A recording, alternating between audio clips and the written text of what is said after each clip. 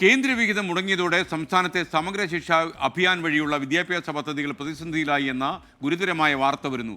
1.5 ലക്ഷം ഭിന്നശേഷി വിദ്യാർത്ഥികളുടെ പഠനമാണ് ഇപ്പോൾ പ്രതിസന്ധിയിലായിരിക്കുന്നത്. 513 കോടി രൂപ കേന്ദ്രം നൽകാനുണ്ട് എന്ന് ഞങ്ങളുടെ ബ്യൂറോ റിപ്പോർട്ട് ചെയ്യുന്നു.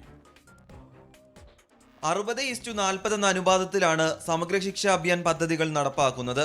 ആകെ 855 കോടിയാണ് ഈ വർഷം ചിലവ് വരുന്നത്. കേന്ദ്രം നൽകേണ്ട 513 കോടി ലഭിക്കാതായതോടെ പൊതുവിദ്യാഭ്യാസ മേഖലയിലെ സൗജന്യ യൂണിഫോം, പാഠപുസ്തക വിതരണം, അധ്യാപക പരിശീലനം, SC/ST വിദ്യാർത്ഥി ആനുകൂല്യങ്ങൾ എന്നിവയെ ബാധിച്ചു. ഭിന്നശേഷി കുട്ടികളുടെ വിദ്യാഭ്യാസം നിലയ്ക്കുന്ന അവസ്ഥയിലാണ്. കണ്ണട, ശ്രവണ സഹായി, വീൽചെയർ, കിടക്ക തുടങ്ങി സഹായ ഉപകരണങ്ങളുടെ വിതരണം പൂർണ്ണമായും മുടങ്ങി.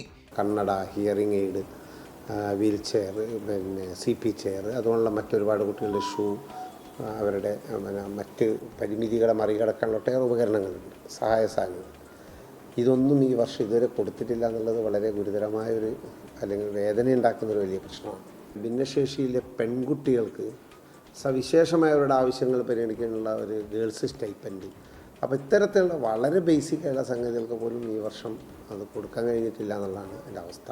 സഹായം നിലച്ചത് വലിയ പ്രതിസന്ധിയാണ് സൃഷ്ടിക്കുന്നതെന്ന് മാതാപിതാക്കളും പറയുന്നു. പുറമേ നിന്ന് പൈസ കൊടുക്കാറിഞ്ഞാൽ ഇവർ ചെക്ക് ചെയ്തിട്ട് അങ്ങനെ ഏതെങ്കിലും ഒരു ഇത് വാങ്ങി വെക്കാൻ പറ്റില്ല. ഇവരെ ലോസിനനുസരിച്ചിട്ട് ഒരു പക്ഷേ എമൗണ്ട് കൂടുതലായിരിക്കും. 55,000 രൂപേൻ്റെ മെഷീനുമാണ് ഇപ്പം മോൻ യൂസ് ചെയ്യുന്നത്. അത് അവൻ്റെ കേൾവിൻ്റെ ഇതിനനുസരിച്ചിട്ട് അത്രയും ലോസാണ്. അപ്പോൾ അതുകൊണ്ട് അതുമായി ബന്ധപ്പെട്ടിട്ടാണ് ഒരു ചെവിയിൽ കോക്ലിയർ ഇംപ്ലാന്റ് സർജറി കഴിഞ്ഞാണ് മറ്റേ ചെവിയിൽ വെക്കുന്ന മെഷീൻ്റെ പ്രൈസ്, ഇത് ഹിയറിംഗ് എയ്ഡിൻ്റെ പ്രൈസാണ് പറഞ്ഞത്.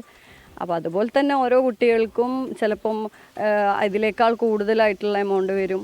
എന്തായാലും നല്ല കുറഞ്ഞ ആ ഒരു എമൗണ്ടിൻ്റെ ഒന്നും കുട്ടികൾക്ക് യൂസ് ചെയ്യാൻ പറ്റില്ല, അത്രയും ലോസുള്ള കുട്ടികളായതുകൊണ്ട്. ഭിന്നശേഷി വിഭാഗത്തിൽപ്പെട്ട 1.5 ലക്ഷം വിദ്യാർത്ഥികളാണ് കേരളത്തിലുള്ളത്.